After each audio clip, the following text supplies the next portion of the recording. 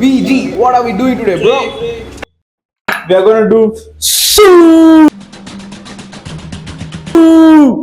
from Portugal. In Portugal, there's a staple dish called caldo verde. I'll just call it caravada soup or a easy veg soup. Simple steps. Take some onion, potato, fry them until they are nice and brown. Now add 1 liter of water and 2 bay leaf, then let everything cook. Once it's done, remove the bay leaf. Now grind only the veggies into a thick and smooth paste. Pour it back into the pot, add some vegetable broth and salt. Then throw in some spinach, oregano, give it a quick mix. And guess what? It's done. I wish all dishes were this easy.